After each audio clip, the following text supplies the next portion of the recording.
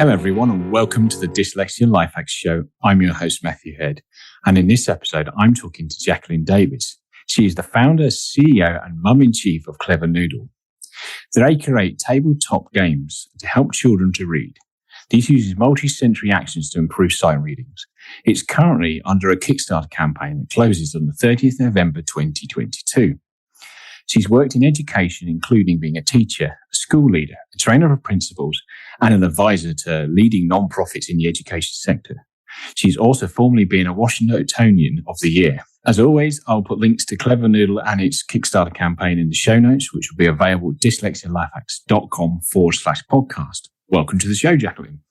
Thank you so much for having me. I really appreciate it. And I love your podcast, so I'm really excited to be part of it.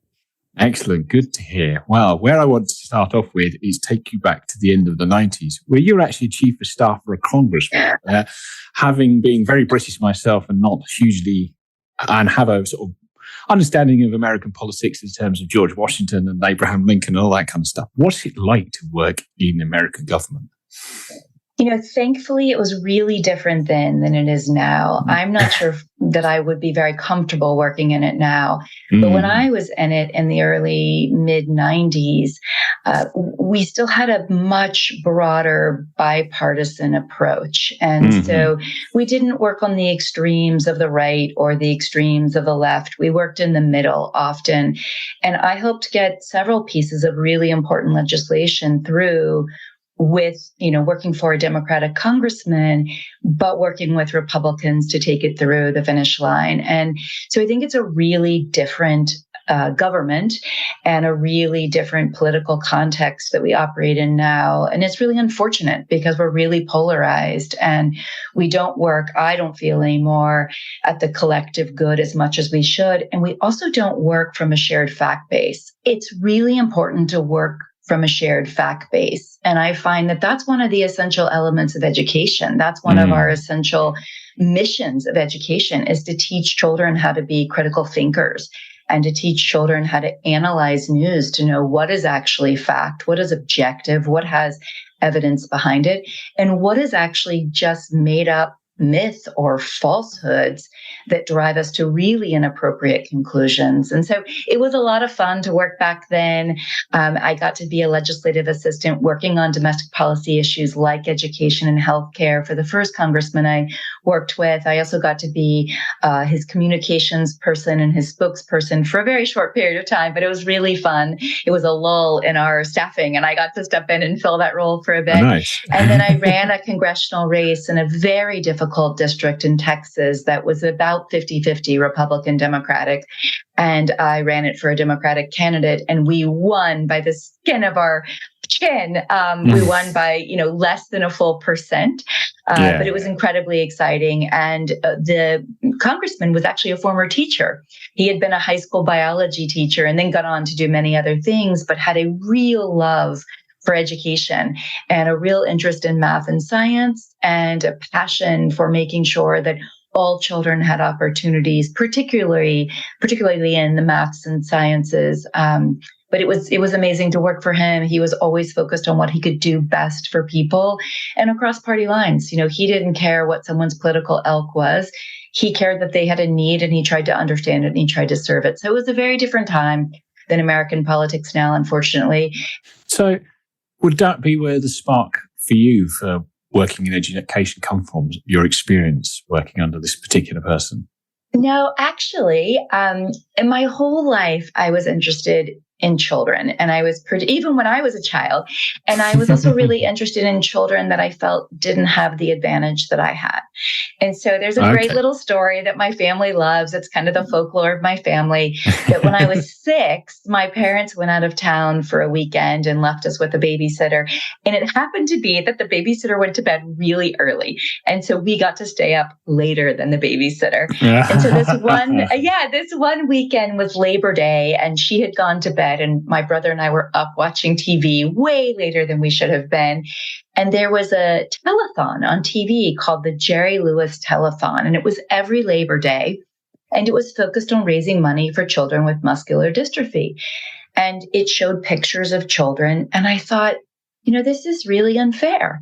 They were born with these big differences than I was born with, and it makes their lives incredibly different. And I want to help. And so it had this 1-800 number, plastered against the bottom of the screen. Yeah. And it said, call the 1-800 number if you want to help. And I thought, well, yeah, I want to help. So I called the 1-800 number. Of course, we didn't have cell phones back then. We had, rotary dials. And I rang up.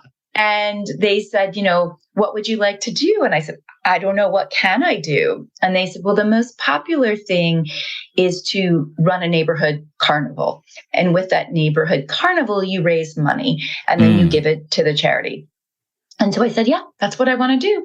And so about a week later, this big packet arrived in the mail for me that was all the things to do. And so I read through them, and then it said, get donated prizes. So I got the yellow pages, and I looked up McDonald's and Dairy Queen and the local hamburger shop, and I called and asked for prizes, and they all thought it was quite adorable that a 6-year-old was calling. So everyone was very generous. And I called all the local small businesses, and they were like, sure, we'll give you pencils and pens and balloons. Oh, nice. And then I said to my Mom, I have this list of things we need to go pick up because they're being donated for my carnival.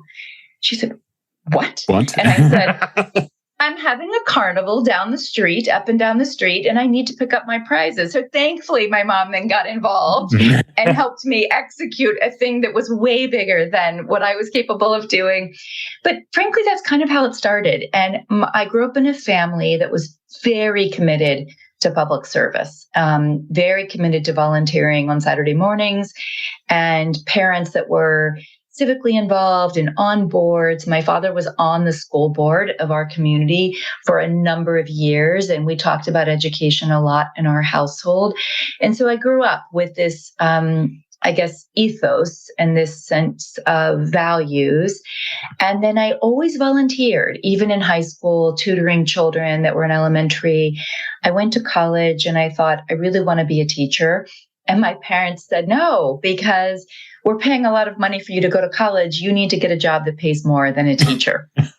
And so understandably, my parents said, you need to get a job that will actually pay you to live. And, very sadly and tragically in our country at the time, especially, we paid teachers so poorly that it was barely a livable wage.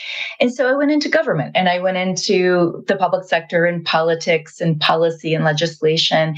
And then I went to law school, because that's what you did. You went to law school so you could grow in the profession. And when I was in law school, I took this special clinic that was working in the juvenile justice system. And again and again and again, my middle school and my high school clients had basically been failed by our schools. They couldn't read, they couldn't write. They were special ed students that had been so poorly served. And after a year of doing this, I thought, this feels really futile. This feels really frustrating. And it feels like I'm working at the end of the rope. And I want to work at the beginning of the rope. And if we can fix schools and we can make schools effective for children, could we prevent them from being in the system in the first place? And so I found out that there was another clinic at my law school that was a year of teaching constitutional and criminal law to juniors and seniors in high school. And I said, okay, that's the one I want to try now. And so I tried it. I absolutely fell in love with teaching. I fell in love with the students I had. I was teaching in the lowest income school in our city. It had a 3% rate of grade level success. 3%. So 97% of the children were far below grade level, sometimes 4, 5, 6 years. And what I realized as I was teaching these very complex, sophisticated legal concepts was, wait, the kids get it. The kids understand it. So then they're not dumb. So something else is going on, because they're not dumb kids. They're actually really smart. And one of the kids that was most illiterate and struggled most was brilliant. When he came to do a legal argument, he nailed it. And I thought, this kid's picking up on these concepts faster than my law school classmates. How is this happening that he is this smart? And yet I've been told he's part of a gang. I've been told he's a rough kid and he can't read. So how has this happened? And that caused me to start looking really hard at our education system and realizing that we were systematically failing kids. And so I thought, okay, I don't want to practice law. I want to work in schools. I want to teach kids. I want to run schools. I want to change the system. And now I'm going to use my law degree to figure out, how do you make the system better? How do you change the policies so that all kids can learn to read and learn to do math? Because clearly, this is not about intellect. This is about us as adults in this country failing kids. Yes. And I guess having a political background as well helps with some of the lobbying. Yes, exactly. So would that be your first experience of meeting dyslexic kids as well? Or at the time, did you not know what that was? I honestly, in hindsight, I'm so remiss because I was so poorly knowledgeable. I was so, lacking in knowledge about real literacy. I had children that were in 11th and 12th grade who couldn't read. And when we tested them, they were reading on 3rd and 4th grade level. But I didn't understand why. I thought globally, we've just failed them. We just haven't taught them these skills. And so we've just failed them. Yeah. And then I went on to co-found a high school that has been extremely successful. And it was in our lowest income community. And it even became so high quality that US News and World Report ranked it as 100 top high schools in America. And still, even though we were doing all this work to help support our children and all this work to catch them up, I didn't really understand how children learn to read. And frankly, I even kind of thought it's organic, just like the way we learn to talk. Right. We learn to read, right? It's just a natural thing. And so I was really quite late, sadly, and regrettably, to deeply understanding this. And so you fast forward about 28 years of my career in education, working in all different levels of the system, of, direct to students, direct in schools, direct in systems challenges and reform and school district reform and state reform, and working with some of the largest foundations in America focused on education, and still not getting it, which helps me know how many of us don't get it and all the reasons we don't get it, right? There's just so many reasons we don't understand. I just recently read something, and I want to go back and validate and confirm this, but I read something in an article recently that said 90% of American parents still think children organically learn to read naturally on their own. And I thought, oh my God, that's part of the problem, because our parents don't know that that's blatantly wrong. That's incorrect.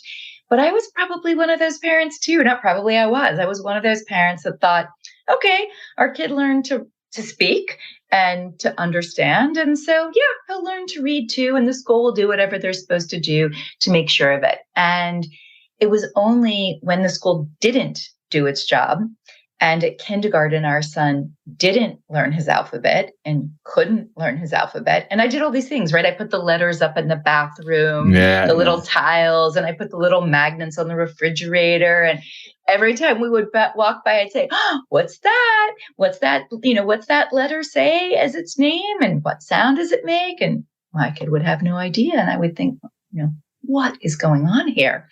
And I thought, how is this such a disconnect? This is actually a really bright kid. He says really smart things. He has a big vocabulary. When I read him books, he comprehends and he understands. He does a great job with math. Why can't he read? And so I started asking his kindergarten teacher, why is he not remembering his colors? Why is he not able to rhyme? Why does he not like nursery rhymes? And why can't he remember any of his letters, even when you supposedly work on it and I work on it? And she said, oh, he's a boy, and boys are late bloomers. And my sons were late bloomers, and lots of boys are late bloomers. And don't worry, he'll catch up. Helpful. So I said, okay, she's the teacher. She knows better than I do. I taught high school. What do I know about kindergarten and first grade? Right. And so then we get to first grade. And it continues. And I go up to the school and I ask for a meeting with the teacher. And she says the same thing. It's all okay. He's a boy. Don't worry. He'll catch up. Okay. So I wait a few more months and I again defer to the teacher, assuming she's right and that I don't know, right? And so then I go back and I say, can I meet with the director of student services and, student support? And can I meet with you, the teacher? And now, can I actually meet with the head of school as well? And so this is now January of his first grade year. And I said, something's not right. He is really not able to sound out the most basic words. He is not taking to reading, and he still doesn't really know his alphabet in sequence nor all the sounds. Something's not okay. So we need to do more. And they basically made me feel like I was a crazy, neurotic helicopter parent who was, jumping in. Oh, and they said to my husband in particular, it's going to be okay. You don't need to worry. It's going to be okay. Yeah, and, we appreciate your wife's concern, but it's going to be okay.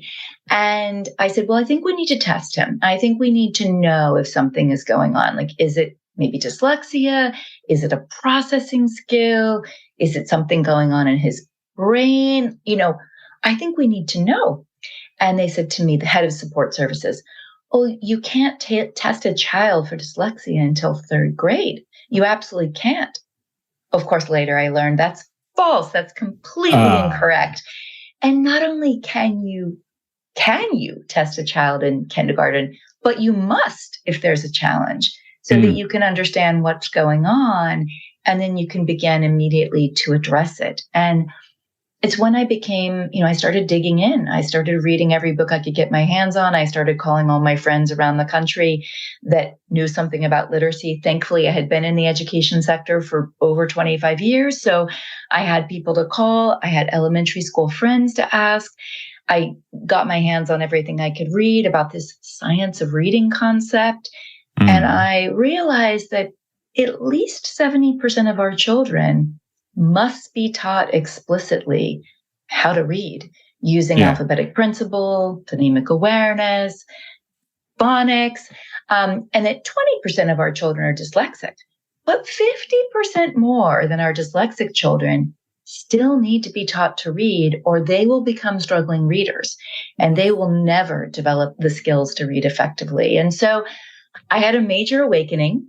And now people say to me, like, you're on fire about this. And I say, yeah, I'm a mom on fire. And the reason I'm on fire is not from my own son, because I have social capital. We have very fortunately just enough financial resources to pay for tutoring and to eventually get him in a school that was going to give him the support he needed and move him out of schools that were still using antiquated, completely discredited curriculums, and yet still using them. No phonics, none at all. And really? So, no phonics. Why is that? Well, there's a really, really tragic history in this country. 25 years ago, we knew finally from cognitive scientists and neuroscientists how to teach reading. And the research base has only built since then. What's the science of the way children learn to read? And it's been increasing in the documentation and the building of evidence. And it's from neuropsych. It's from, the neuroscientist. It's from the cognitive scientist. It's from MRIs. And yet our country is extremely fragmented, unlike the UK. All of education is devolved down to the smallest unit of a school district. And so school districts get to decide what to do.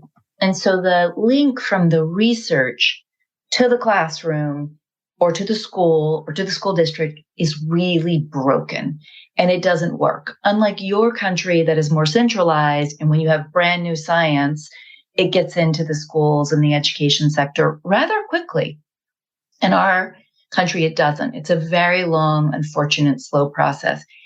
And we had a couple of leading educators, Sue Pinnell in Ohio at University of Ohio, I believe, or Ohio State, and Lucy Calkins at Columbia, one of our Ivy League schools. Yep. And those two nationally known educators have promulgated for 20 years incorrect misconceptions about how children learn to read. And it's false, and it's proven to be false, and the science has discredited them.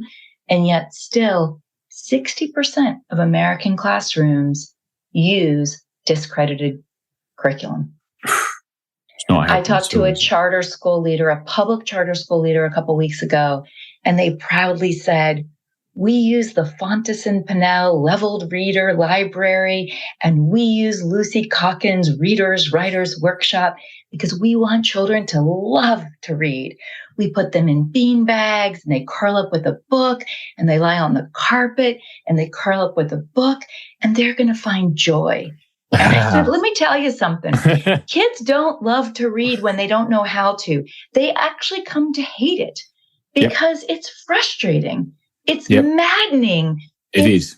Self-esteem wrecking. It's awful when you look at pictures and you look at words and it's like Greek and you can't follow it. Do you know what I used to do in them chilled out places where it's like the bean bag or reading on a carpet, the book? I'd pick the book out in the library that had the most interesting pictures and thumb through that. And the dullest the cover, because I realised when I picked one with a fancy cover that they were like, oh, why are you reading this? Not really. I'm looking at great pictures that are kind of interesting, hopefully teaching me something through these photographs or these pictures. You know, it's so interesting. So these methods that have been completely discredited now based on the science, one of the methods that has been disseminated across our whole country is this method called the 3Qing. And so people say, what is that 3Qing?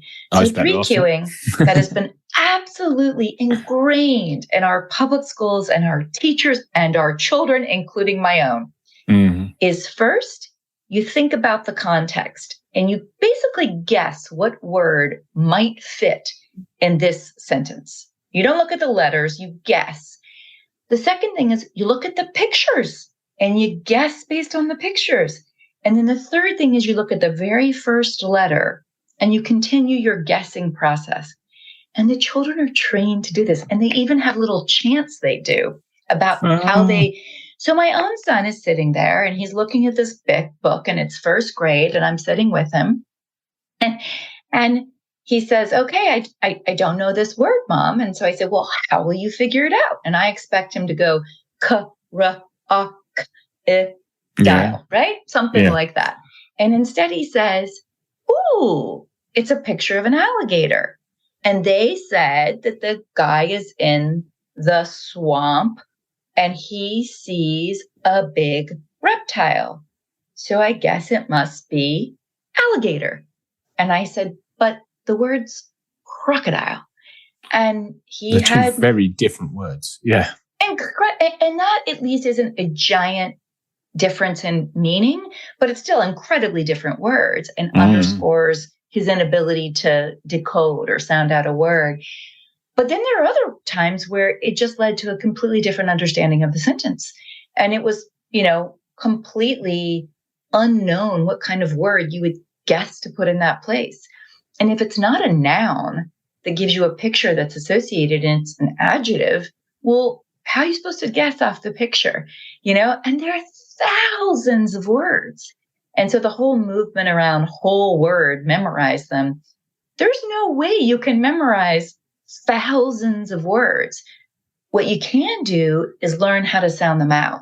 And as you learn to sound out words stronger and more rapidly, then yes, over time, you map those to your brain in a fancy process called orthographic mapping. And you map those to your brain. And so that when you see them, you start reading them much more quickly. And you don't have to sound out every word because you've seen it so many times. Yes. And so then you can start reading with more fluency, with more speed. But it's not because you never knew how to sound them out and you just learned the entire word by memory. So there have been these tests done, these studies done where they taught children in the very beginning these whole words, right? Memorize the whole word. And interestingly, those children did read with more speed than the children that had to sound out all the letters. But that only lasted for a very short time, because then when the children moved on to the next set of bigger words, harder words, more words, then they could no longer memorize the whole word, because who can memorize all those words? And so then they began to have to actually have a strategy that worked for all words, which is sound them out, learn the sounds, learn the code. So, I say to people, I'm a mom on fire now. Yeah, I am on fire. And it's not because my own child. It's not because my own child was falling so far behind, almost 2 years behind in the first grade already, 2 solid years behind at the beginning of second grade. It's not because of that, because I know we'll be able to get him tutoring. I know I'm a mom that will do whatever it takes to help him. We so thankfully have the financial resources to put him in a school that uses the right curriculum and helps him, and has closed his gap in 2 years from being 2 years behind to being on grade level. So how old is he now? I've seen it done. He is 9. He's in 4th grade. He reads beautifully. This morning, he literally picked up the New York Times and started reading us the headings. And every once in a while, yes, he would stumble on a word and he would ask for help, or he would realize he got the beginning of the word and he would read the rest of the heading and he would realize it didn't make sense. So he'd go back to that word and he'd begin sounding it out. And most of the time he'd get it then. A few times he'd say, help me. And often those were words that didn't follow the phonics rules. And so it was hard because it wasn't the pattern. It wasn't what he knew how to do. But he's now in 4th grade and he's on grade level. And he started second grade almost 2 years behind.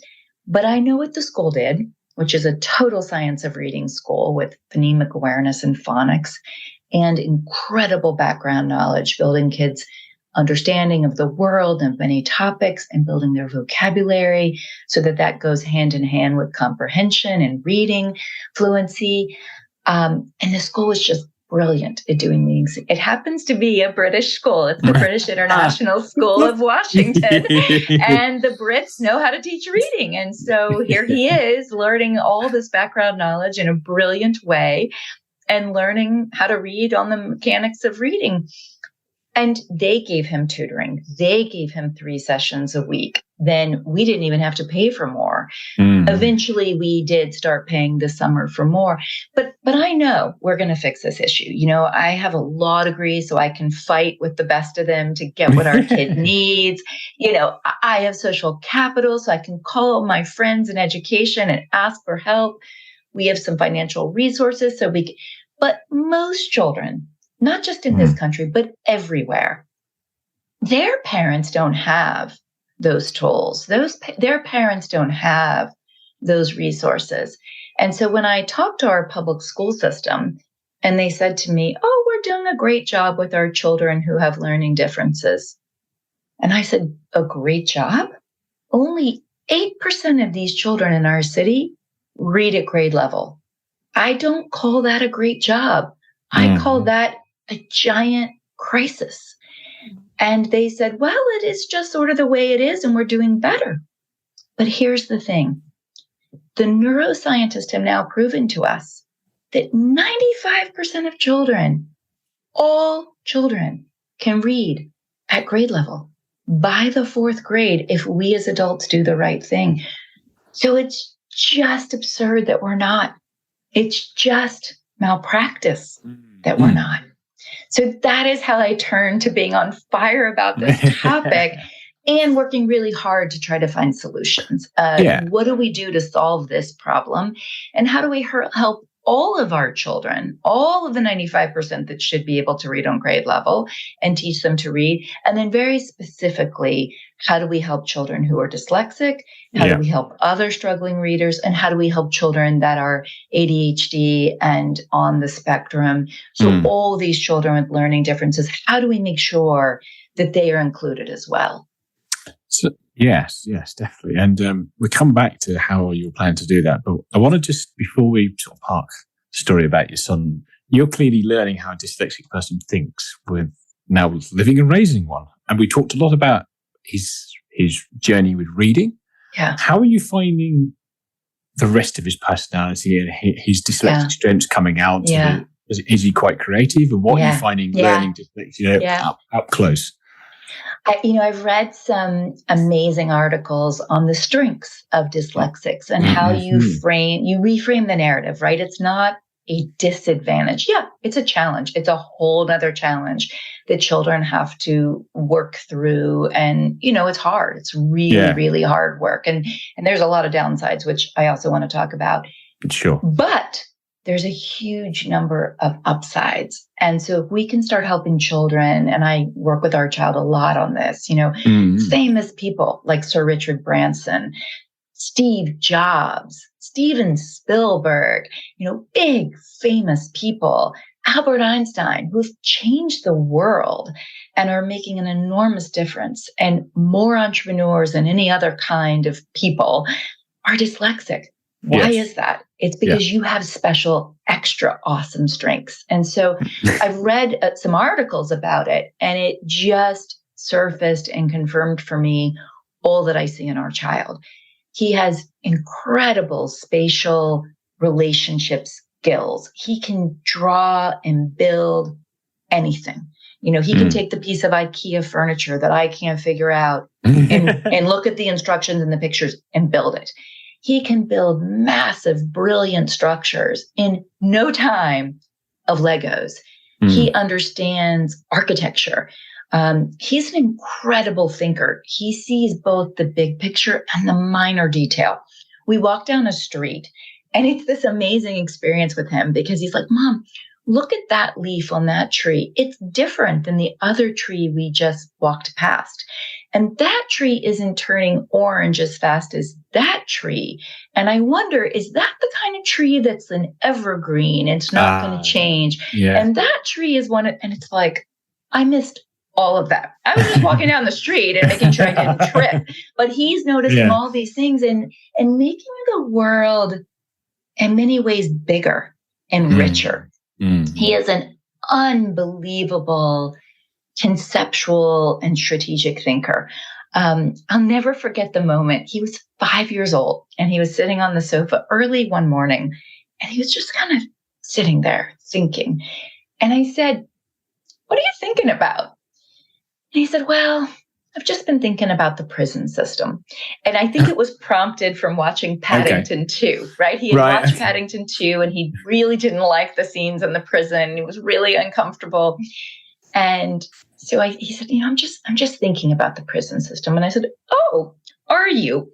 What are you thinking about the prison system? And I expected him to say, it was very upsetting to see the Paddington scenes and it seemed maybe kind of violent. And instead he said, I'm just thinking about why, if someone makes a big mistake in life, would you put them into a space with all the other people that made a big mistake in life?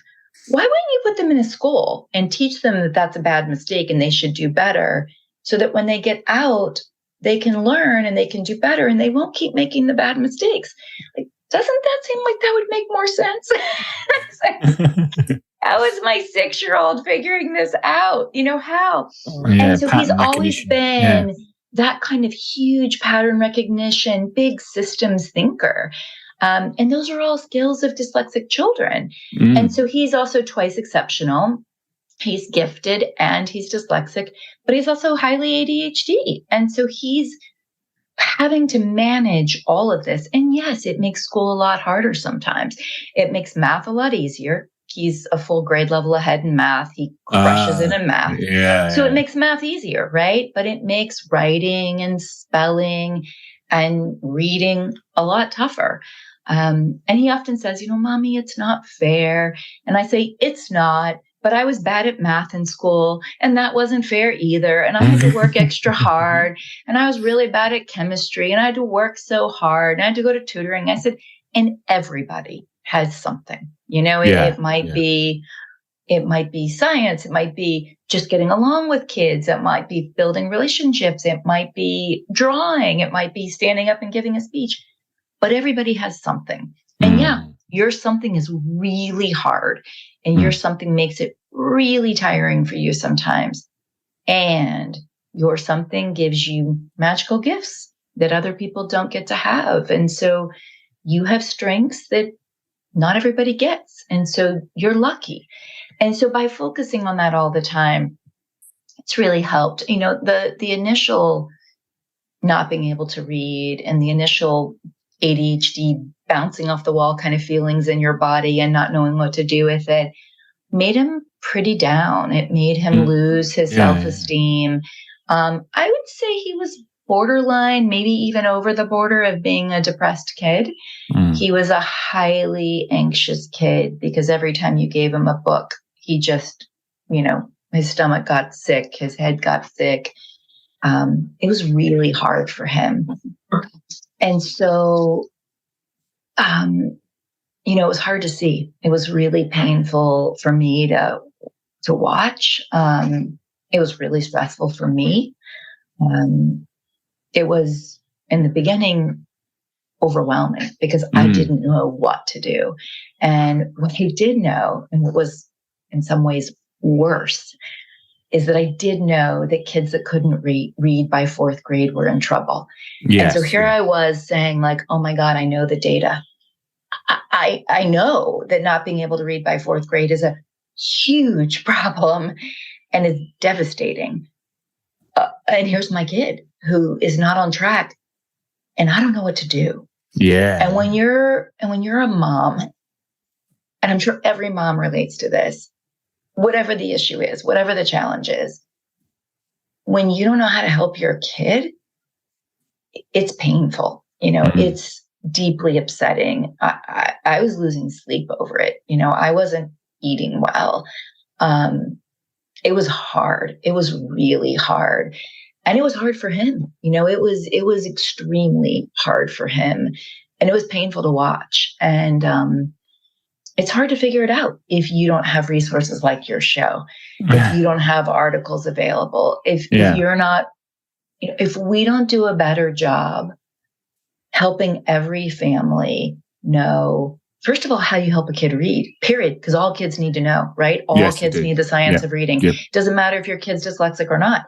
Your kid needs the science of reading. They need phonemic awareness. They need phonics. They need background knowledge. It's unequivocally proven. And if your kid's one of those in the 15 to 20% who is dyslexic, they need a whole bunch of other stuff. And you need to know the signs and you need to understand what that looks like. And then you need to be able to be an advocate. And so we need to make information a lot more accessible. And we've got to raise awareness. And, I'm grateful for people like you and shows like you and other leaders in the field who are forcing this to be in the public knowledge and to really help parents say, oh, my school uses Lucy Calkins' Readers Writers Workshop. I know it's proven not to work. So I'm going to the principal and saying, what are you doing? I'm going to the superintendent and I'm organizing 20 other moms and dads and I'm going to say, what are you doing? I'm pulling the research report off of, Ed Reports, one of our big nonprofits that scores curriculum. And I'm going to bring you the report and I'm going to say, look, here's the science. When I went to our son's school, because he was in one school for kindergarten, we moved him because we knew they weren't teaching him the right way. We knew they weren't doing what was appropriate. We moved him to another school that promised they were doing the right thing. But instead, they were also using this cueing method and using this like joy of reading, but don't teach phonics. And so I found these articles. I found this article in Ed Reports. I found another research documented study, and I sent them to the principal. And I said, we know it doesn't work what you're doing. Please help me understand why you're doing it. And this was when my son was still there. And she said, oh, the pendulum swings left to right, right to left in education. And I'm sure it's going to swing back. So we're not changing things because I believe in this. And I said, you're going to ignore 20 years of hardcore science and research? And she said, it'll change. It always does. And so, of course, we moved him out of that school. But I kept saying, like, how, she said, you have a huge number of struggling readers in your school. I said, your first grade teacher had like 9 reading groups of low-level readers. Doesn't that make you think you might be doing something wrong? And again, she said, they'll grow into it. And we, of course, know you don't grow into reading. It's not like learning to talk, which You do. You get it from your house. They're two very different things, aren't they? Learning to talk and communicate is something that human beings have been doing, and other animals have been doing since the beginning of time. Right. Where learning to read is a concept that humans come up with to carry information down from generation to generation. So why would we naturally learn how to read? Yeah. Well, the other thing that we now know is there are 5 parts of the brain that have to work together in a really sophisticated, complex way to read. Yeah. And so we're literally training neural pathways from the time a child is born. And there's stuff we can do when they're born.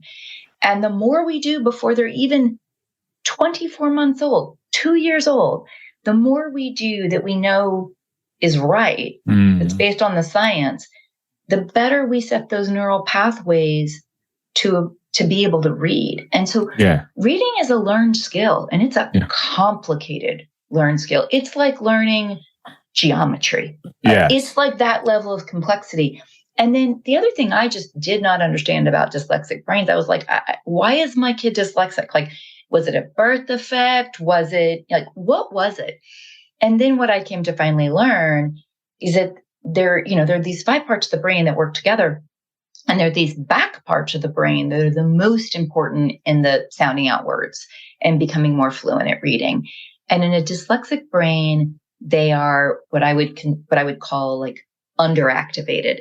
And the reason why I think it's so important for us to understand it is like underdeveloped or underactivated is because it's not a permanent situation. It's not like you permanently have like a brain issue that you can't recover from. It's not like a brain injury. It's a inactivated part of the brain. And the brain has plasticity, we know. And so if you can do lots and lots and lots of repetition, lots and lots and lots of practice, and teach children in ways that we know scientifically works, then you can activate a dyslexic brain. And then children can read. They may never spell quite as great as a child that doesn't have dyslexia. And they may never read at quite the pace that a non-dyslexic neurotypical child will read, but they can read. Steven Spielberg said, I read hundreds of scripts, hundreds, and so does my team.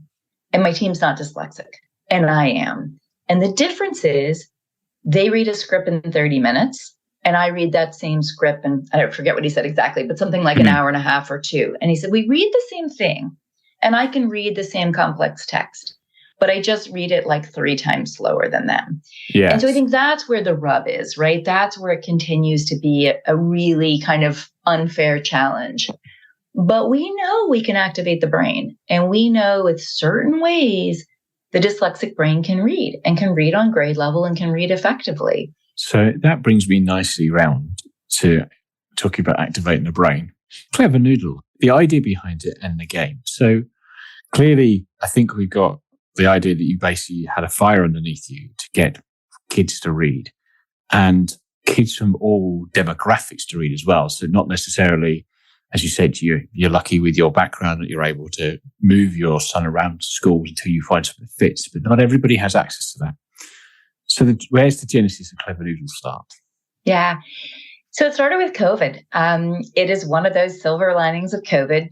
For everyone, there were a lot of dark linings, and some people, obviously experienced much worse results of COVID than others. And again, I think this is kind of what I call the insurance policy of privilege, right? So those of us that could get good health care, those of us that could get good medication, those of us that could manage working from home and having children at home that didn't have to show up at a retail job or a fast food job.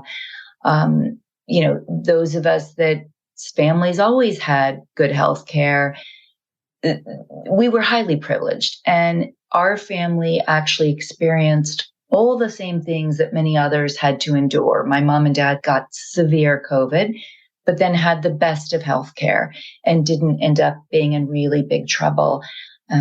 We ourselves, our son was home just like everybody else, got sent home and schools were shut.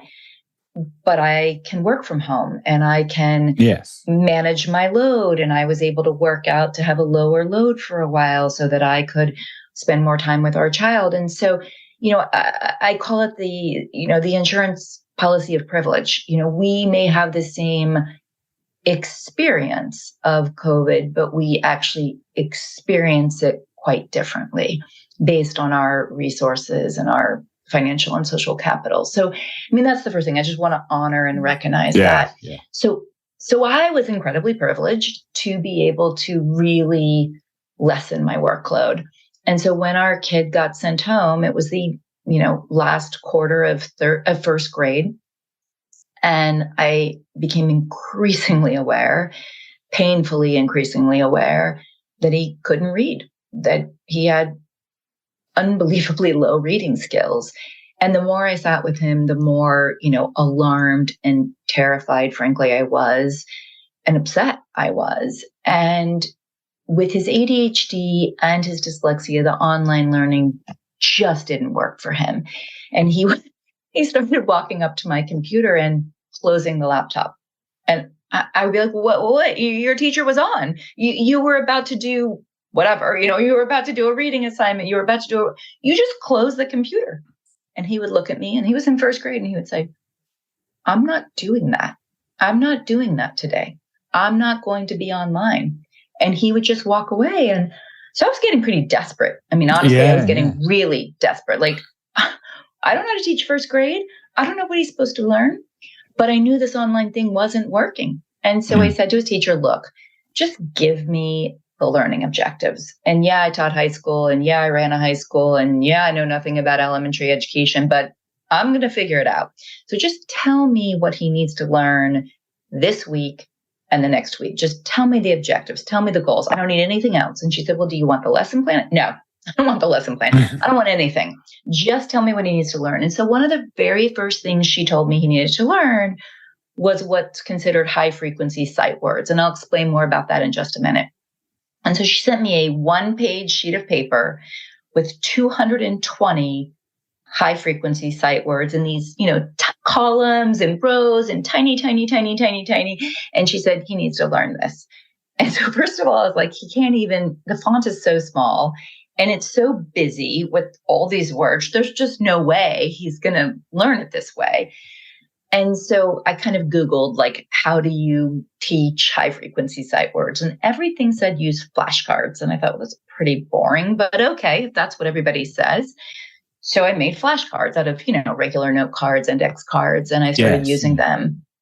And they didn't work. They absolutely didn't work. And he got so mad that he actually would take the pile of flashcards and throw them like around the whole room. And then I'd be picking up flashcards and being frustrated, like, pick up the flashcards, you just threw them.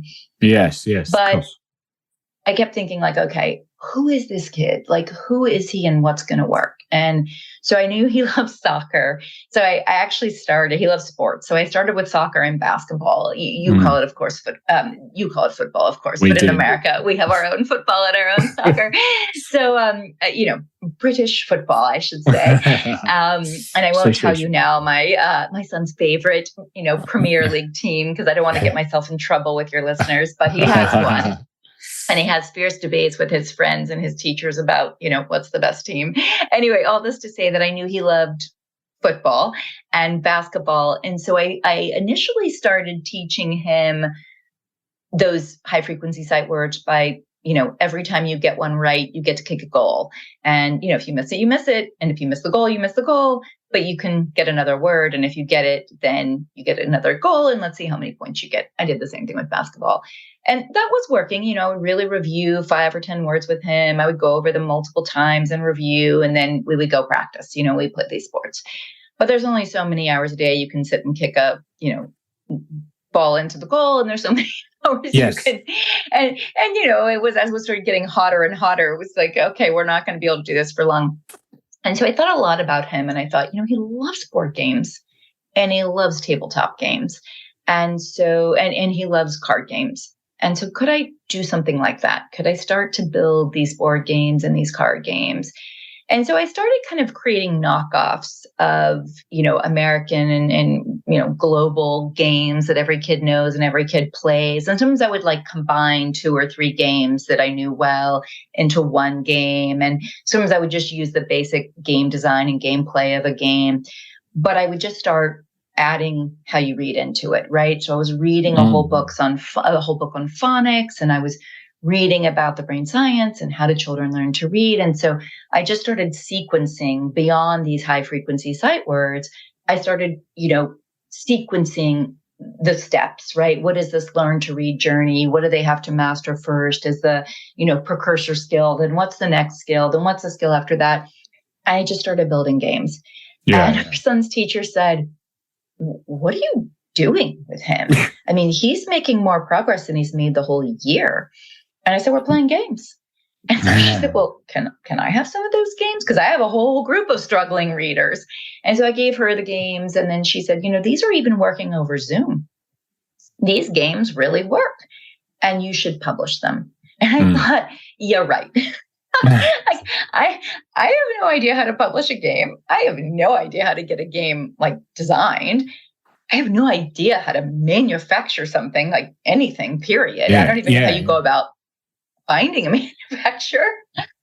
And how in the world would you get this to market? Like, how would you sell it to where people could buy it? So I basically dismissed her idea and went about my life. And a couple months later, she circled back and she said, "I'm serious that you should make these games." And so I thought, I bet if she Googled, and she went to any of the online places or she went to any of the sort of educational resource sites, she'd find games that teach kids how to read. And so I started doing it. I started like looking and looking and looking, and I started ordering everything I could find that claimed to teach children to read or help them with their reading. And I discovered a couple things. One, I discovered that, wow, good news. There's a lot of math and science games out there and lots of really great, math and science kits, and all the rage around STEM education and science and engineering and math is paying off. And people are making stuff that's fun for kids and, games and experiments. And it's engaging and it's fun and they like it. And it's good on the learning front. Great news. Whoa. There's very little out here for reading. And so I bought everything there was, like everything I could find, I bought. And then I would play it with our son. And 2 things happened again and again and again. One, he'd say like, "This isn't fun. I don't want to play it. It's boring." A lot of it was just flashcards, right? Really pretty flashcards, beautiful bird flashcards, cool character flashcards, but they were still flashcards. Really boring, not very helpful flashcards. And then even the ones that weren't flashcards were not very engaging, not very fun, not very interesting, didn't hold his attention. And then I was like, well, gosh, these don't even align to what we know about the best practice of teaching reading and the science of how brains work. So they don't meet like the threshold I would consider like high on the mark of fun and like high on the mark of correct, aligned to the science, like can actually be effective. And so that started me thinking, okay, what if we could fill the market with a suite of learn to read games that are really fun for kids and are actually effective, actually help them. And so that's how I started. And I kind of danced very slowly into this, talking to lots of people, really nervous that I would fail. People that I love most in my life would say to me, 95% of American businesses that start fail. And I would be like, yeah, okay, maybe this is not my best idea. I always have this quote in my brain that says, and I can't remember who said it, but it's something like, "You miss every ball at bat that you don't step up to hit. Yes. The only way you hit a ball is if you go to bat." Yes. And so I kept thinking like, I may fail. This may be a total disaster. And we still may fail. But I can try. And you never hit a ball if you don't go to bat. And I believe so strongly that we need more tools for schools to enable fun, engaged practice Not a replacement to a good curriculum and good instruction that's aligned to the science of reading. Absolutely not. But in those schools and in those classrooms, particularly for dyslexic children, but for all children, you need more practice. You need more fun engagement. You need things that lower anxiety. If a kid is struggling to read, the last thing they want to do is practice more reading. But if it's a game and it's fun, they'll play it. And they might just get some support along the way. So to me, games are a really important tool in a broader toolbox. And if you can get them in homes where families already want to help their kids learn, but don't know how, why would any parent know how to actually teach a kid to read? It's complex. And if you can make it fun and like a family thing to do on game night or on some night instead of watching TV, you can play a game, or you can be in a school and you can play a game. And so the first game, I want to show you a little bit. I'm going to show you where the first started, and I won't advertise on the back of this box, but I think every family knows that you ordered more than you wanted to online during COVID. Would this be a famous pizza chain that may be named after another game that you knock things over? What I would love to say is that it's a Comet pizza box, because Comet it's probably the best pizza in Washington, D.C., and it has been an amazing partner to us in hosting our kickoff, giving it to us as a gift for the community, hosting our kickoff. So I'd love to say it's a Comet pizza box, but it's actually not. It's one of the many other boxes that we got during the pandemic that, everybody was ordering everything to their house because no one was leaving. So this is one of those many, boxes that, I won't brand again. And so I started just cutting up the boxes. And at night, I would take my, trusted markers and my glue gun, and I would open my books on how to read. And I would think, okay, we've sort of got that one down. So now what do we have to work on? What's next that he has to conquer? And then I would come up with a game. And sometimes it would be the same game, and I would just change out like the cards or something, but it would be the same game again. But often it would be a new game. And so this is a game that is a combination of two fairly famous children's games. And it's the combination of both. And, it's Candyland and Chutes and Ladders. Okay. So can you talk me through the mechanics of the game? Yes. If you're teaching me the game, and remember this is audio only, how do we do it? How does it work? Yeah. So I'm going to show you this board, which I know everyone can't see, unfortunately, but I'm going to show you the board, and then I'll explain. This was our first board. And so this board was a race of characters to the pizza. And you won the pizza when you got to the end, right? So it was always very pizza focused, in part because it was literally my child's favorite food. And there were times where he would eat nothing but pizza. And so I thought, kids like pizza. I actually was going to have it be a race to chocolate cake. And then I realized no, I don't want to, endorse chocolate cake and sugar for children. But look, I can endorse the pizza. So, and then I know many of your listeners can't see this, but I would encourage them to go to our website, www.clevernoodle.com, and they can see this first game themselves, called Kangaroo Cravings. A good friend of mine actually helped come up with that name, so thanks to her. And then you can see that this is now really gorgeous artwork. Children's, but it's still the S shape Snakes and Ladders thing from the original pizza box concept. So it's almost, it's almost exact. It really is basically exactly the same as the original concept. It just is a lot prettier now, and the art is now done by a children's book illustrator. So it looks so much better. And then the way the game is played, just on gameplay itself, it's quite simple, but it's exciting because it has two types of gameplay. You can play it competitively, or you can play it cooperatively.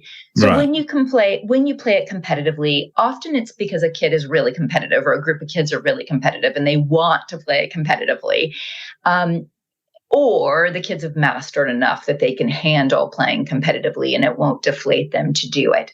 So in that case, you can, right. So in that case, you get a set of kangaroos you get to choose from. They're really colorful and really fun kangaroos, and they're all different kind of activities the kangaroo is doing. So there's a basketball playing kangaroo. There's a tea sipping kangaroo. So we have all these different fun kangaroos that the children can pick from to be their playing pieces. And then it is literally a race among the kangaroos to the finish line where you win the pizza. And there's places where you stumble and you get shot back a few places. And then there's places where you get the luck of the draw and you get to move forward a couple of spaces. And then the way the game works in terms of how you know whether you're moving forward or not is a set of cards. And we have 3 levels of the cards. So moving up in mastery, 3 levels of the cards that have more high frequency sight words included than any other game ever on the market. So the most I've ever found in another game is about 50 high frequency sight words. Our game has 303. So it covers a very broad swath of the pre-K4 all the way to the end of 2nd grade, what most schools would tell you a child needs to learn as the high frequency sight words. So I'm going to come back and explain that in a minute. But our cards are what I would say not only unique, but quite special because they do a couple things that are quite different. First of all, if you can sound the word out, if you can learn how to quote unquote decode it, which means literally you're sounding the word out, it's in black. So we signal to the kid, use all your skills right here and sound this word out. And then, of course, when you sound it out, 12 times and you see it 20 times, you're going to know it, right? You don't have to sound it out anymore. You're going to recognize the word. And then if the word on the card is in red, oh, stop. This word breaks the rules. This word you can't sound out. Uh-oh. This one's a hard, tricky word. You got to just sadly memorize it. You got to just know it. You got to put it to your brain and practice it enough that you just memorize it. The word I always use that people understand very quickly what I'm talking about is the word done. Done. D-O-N-E. It's a high frequency sight word. Now, if you're following the phonics rules, that word is pronounced done because the E makes that O say its name. So it's done. Yeah. But done is not how we say done. It's done. So that's one of those tricky red words where, a kid just has to learn it. The word sum is the same way. The S-U-M sum makes perfect sense, but the S-O-M-E sum should be pronounced som, but it's some. So this is where English is so tricky. And you guys and we across the pond and you guys on the other side have all made this language a little bit difficult for folks. So, this is where we break a lot of rules and it's a difficult language and kids need a little extra help. And so one, like I said, very unique aspect of these cards is it's the only card deck in a sight word high frequency game ever created that has both the words in red and the words in black to signal to the children what to actually do with that word. And that's pretty game changing. And I didn't mean to be a pun there, but it's really different for kids. It's signaling the right science of reading skills. When do you sound something out and when do you just have to map it to your brain? The other thing that is particularly important for dyslexic children, but also again helps all children, is that each of these cards has one of 9 actual actions. So a kid is doing a multisensory action while they practice that word. Oh, okay. So let's take the word that for a second. That is a high frequency sight word that you actually can sound out, right? So that would be one of the words in black. So you get the word that, and you have a big kangaroo stomping its foot. And so all that's on the card is this picture of a foot stomping. And so by the instructions and by the way the adult has taught you that, the grown-up has taught you how to see and recognize these different actions. And there's a small enough set that the grown-up can teach you them and you have a little cheat card. So you don't have to read what the action is because, hey, some of our kids can't read yet. But instead you see the image, you see the action and you know what to do. So in each one of them, you do the action and you say the word. So let's go with that. So you stomp it and you say that as you stomp your foot. And then for 3 times, you stomp your foot with each letter. T stomp, H stomp, A stomp, T stomp. You do that 3 times. And then you go back and stomp a final time, that. And they're funny actions. So the kids start laughing, the other kids start laughing. It's silly. There's this one where you have to write the word with your tail, your big long kangaroo tail, which, for kids is your tush. And they think that is the funniest thing ever. They are cracking up. But so there is where we have the multisensory. And even those multisensory actions we've tested, we've run by dozens of literacy experts, and we've pulled the research on multisensory learning to understand. So skywriting is a really helpful way for kids to learn a word. Tracing it, a really helpful way for kids to learn a word. Writing it on the desk, a really helpful way. So we're pulling out what we know about the multisensory research and then using it to help these children map again these letters and these words to their brain so that the fluency increases, the pace increases. So that's what we do. That's the game. There's no dice, there's no spinner. The cards themselves have the number of actions you get to move, and it's randomized. So the card says you get to jump forward 1, you get to jump forward 2. All of it's in a symbol. So it's a little line hopping forward to 1 or 2 little lines hopping forward to 2. Yeah. Again, we don't want to put anything that a kid would have to read because they're learning to read. So the only thing we want them to read is the word that we want them to learn. Yeah. And then there's a set of instructions for families of how you work with your child. And then there's a different set of instructions for educators because you can use these in different ways in those 2 settings. And with families, one of the most important things we say that I'm guilty of having done is that you don't want to increase the stress for your kid. You don't want to make this high stakes. So don't say things to your child like, oh, no, you got that wrong, which is what I used to say. Oops, no, you got that one wrong. Yeah. Instead, you say, oh, that was close, but let's try again. Or, oh, that was a good effort. Let me help you. Because what you want to keep doing is encouraging the child in a positive way so they feel like they can succeed. And that's a really big thing to know with kids that I didn't know. I just think it was a pure game at the minute. So you've moved to space, you pull the card out, they sound the word out with the action. The action and the sounds go together to imprint the word on their brain and what it means, and so they can read it.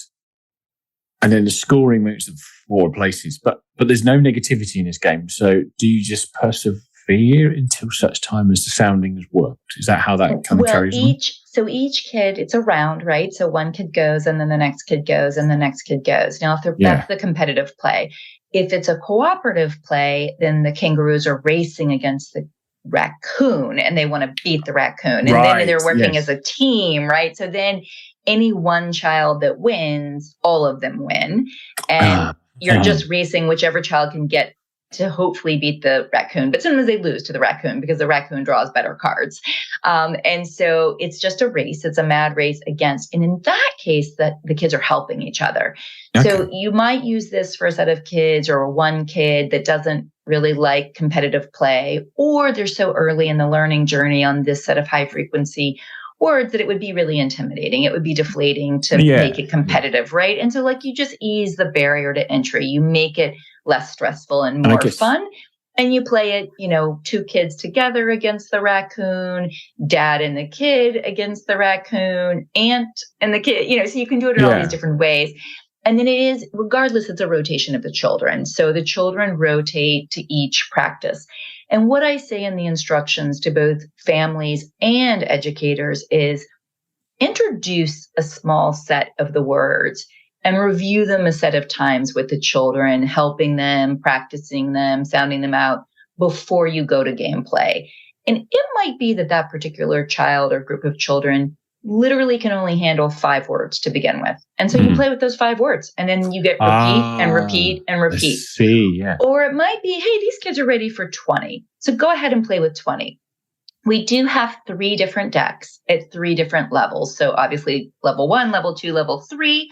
So it is already baked into the game that you're going to graduate out of each level.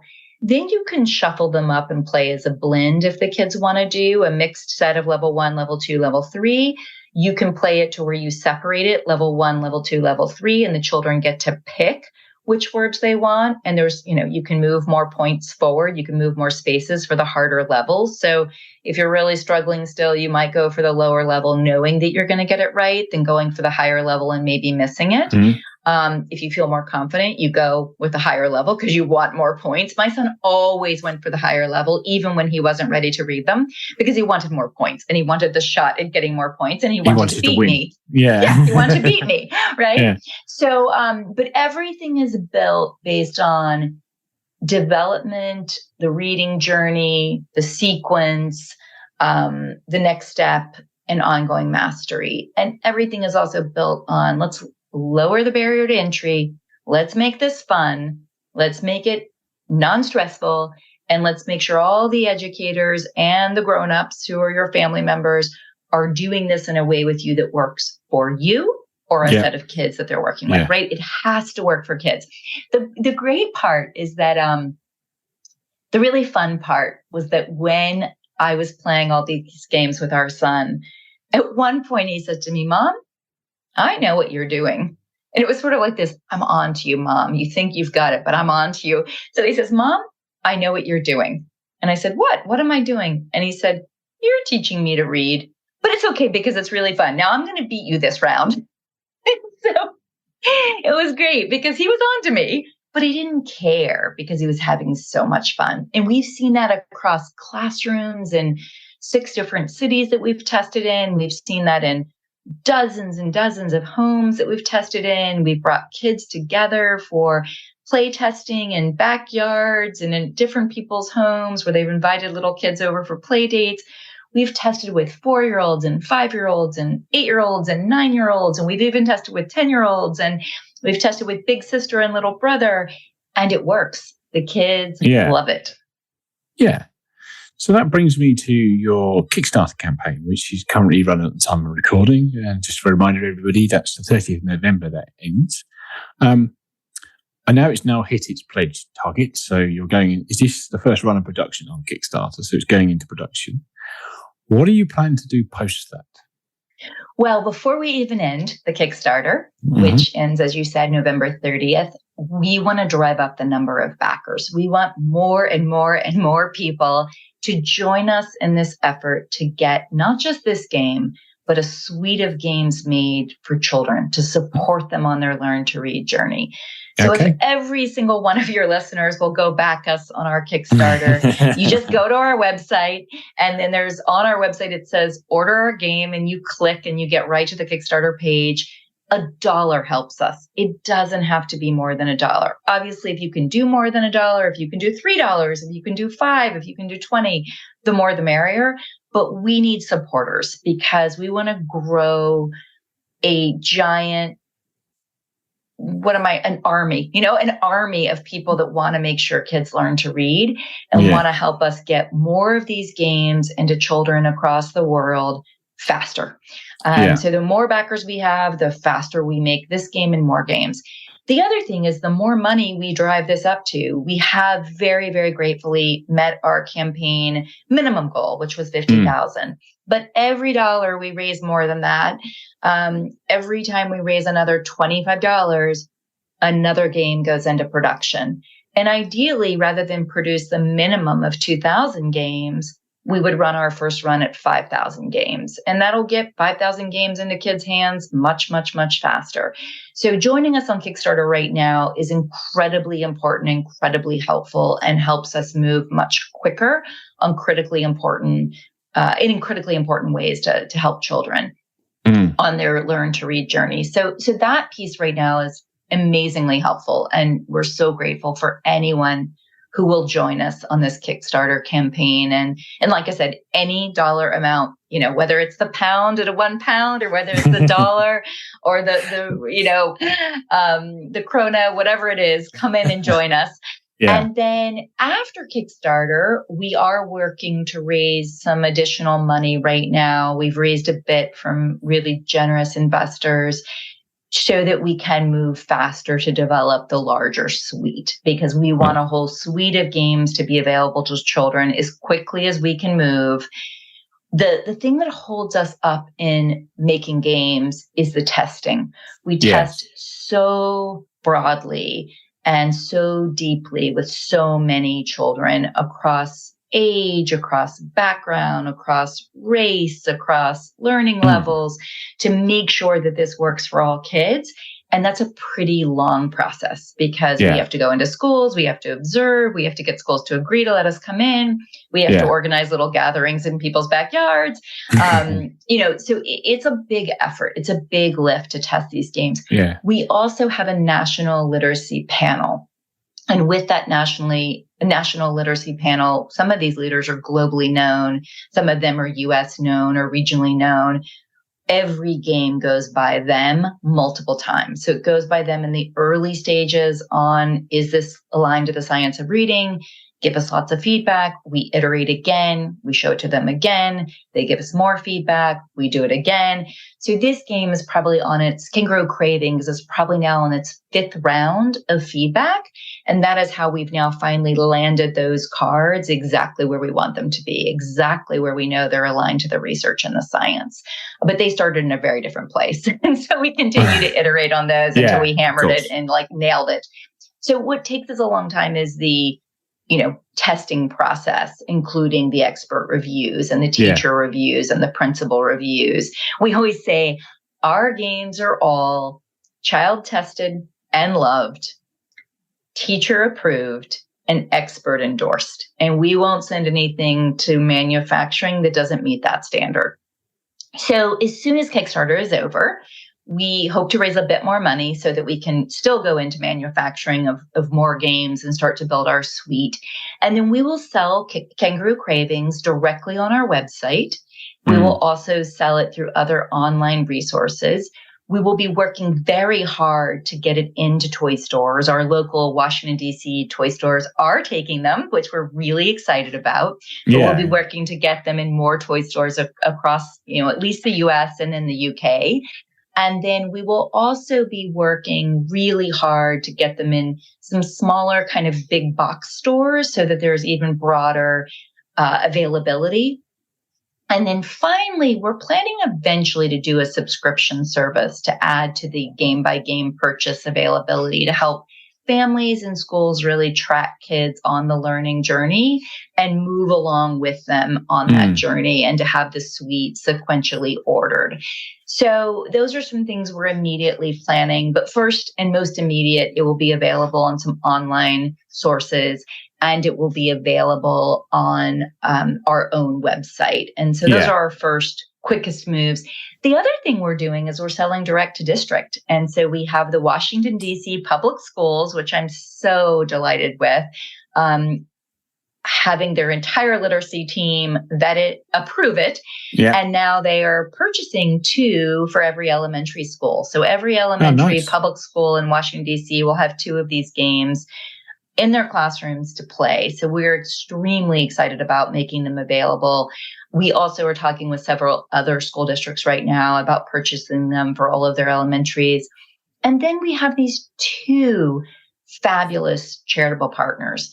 One is New Leaders that I worked in the founding team to start principal training programs across America. And those principals are highly effective principals serving in low-income schools across our country in 15 cities.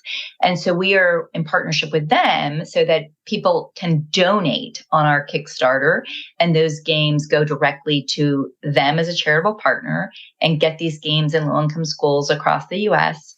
We also have a partnership with Dyslexia Black Children's Association. And so through that, we are able to get games directly in the homes of children.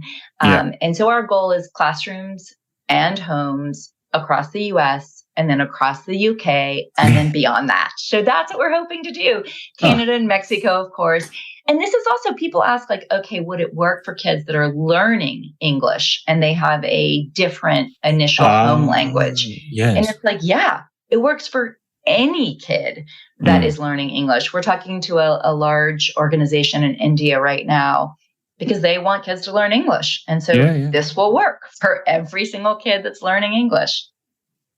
Oh, excellent. So this sounds like this campaign's growing and growing, and it's got a big future ahead of it. So what I'm going to do is start winding the podcast up now. And at the end of Every episode, I ask 3 rapid fire questions. They are rapid fire questions from me. They don't necessarily need rapid fire answers from you.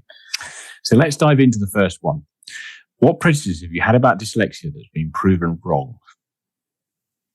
Oh, I didn't realize that the brain was so plastic. I didn't realize the plasticity of the brain and that it wasn't a fixed forever problem, that you can change the brain through lots of effective support and repetition and practice, and that dyslexic children can learn to read just the same as all other children. And yeah, they may be a little bit more challenged in spelling and they may read at a slower pace, but they can read and they can read at grade level. Yeah. So that was a huge eye-opening experience for me. The other thing is, I kept being told again and again and again, you can't test a kid until 3rd grade. It's just false. We should, we can, we must test children in kindergarten. And if they happen to be dyslexic, we should start serving them right then so that we can bend the curve for them faster before they get frustrated, before they get upset, before their moms are so anxious like me. We should do this faster. We should help kids faster, because why would you let them struggle and suffer if we can help them right away? Yeah. So both of those things were major ahas for me that I unfortunately did not know despite all my years in education. And that's one of the reasons why I want to make sure every family knows that, right? Every family should know that so they can help their children as early as possible. Yeah. Okay. And let's roll on to question number 2. If an alien landed and you had to describe dyslexia to them, how would you do it? Oh, geez. I would say there's these really complex processes that happen in the brain so that a child can learn to read. And they have to come together in this very complex, sophisticated way. And these neural pathways have to be laid. And for a dyslexic kid, there are these parts in the back of the brain that don't work as effectively. And so we have to activate those. And what it also means is those front parts of the brain that are less efficient are the ones that children have to rely on more. So it's more of a cognitive lift and they get tired faster. And that's what happens. And so we got to activate those back parts of their brain and figure out these neural pathways and let them have practice so that they can read effectively. Great answer. Okay. So now the final question for me on the podcast. And you're not allowed to say Kangaroo Cravings for this one. Seeing as this is called the Dyslexia Life Hack Show, what is your favorite dyslexia life hack? You. Isn't that the right answer? Oh. It's the right one for my ego. Okay. Besides, I think you're doing a wonderful job. And I think podcasters like you are just so important right now. But I will say then beyond this, I think the most important American journalist right now is Emily Hanford. And I think she alone has begun to catalyze a movement and an awareness building that is going to start to change how we teach reading in this country. And so she has a brand new podcast out called Sold a Story. Okay. I binged it on Saturday. Once I started, I could not stop. It's 6 episodes. Each one is roughly 30 minutes. And it really explains the history and the tragedy and the reasons behind why we in America are so far behind. And so I think it's a really important podcast, particularly for Americans to understand. Okay. And I will say in your country, you have a different history. We in this country in 2000 had a very important study that was commissioned by Congress called the National Reading Panel. And the National Reading Panel was experts from mainly our country, but from other countries as well. And they looked at over 200 scientifically proven research articles and came to the conclusion that the science of reading is critical and it's essential to teach children to read. And they laid it out then. They laid out what it means to get the mechanics of reading, the phonemic awareness, the phonics. They didn't lay out as well the background knowledge piece on background knowledge and vocabulary being essential to comprehension. But they covered the mechanics piece really effectively. And then tragically, as I explained earlier, we just didn't do it. We didn't do it for a host of reasons, but we didn't do it, right? We didn't listen. And here you are in 2022, 22 years later, And 60% of American schools are still doing what we know doesn't work. You guys in the UK did something quite different.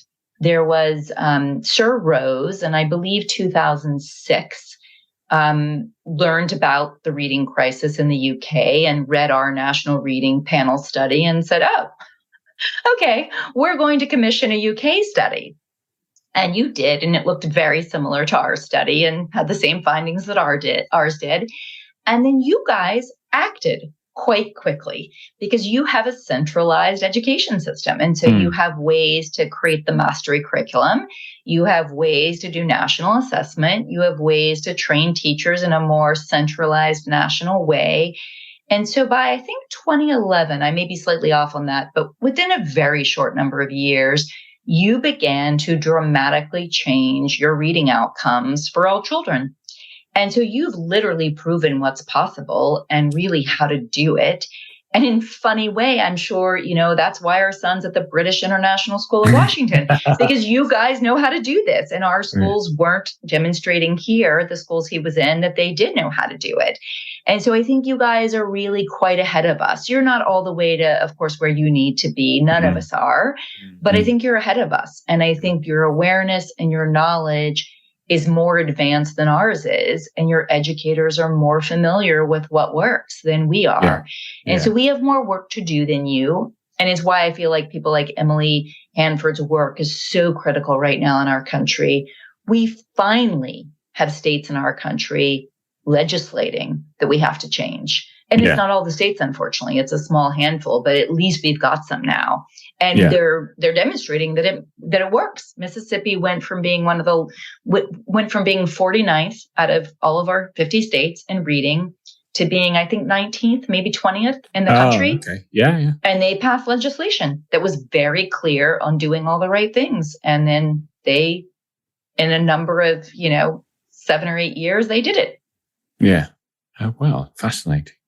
Okay. Before we finish the podcast, where can people find you? Is there anything else you'd like to add? They can definitely email me. I am so happy to get emails from people, and that's at hello@clevernoodle.com. So feel free to email me, hello@clevernoodle.com. And then check out our website, www.clevernoodle.com.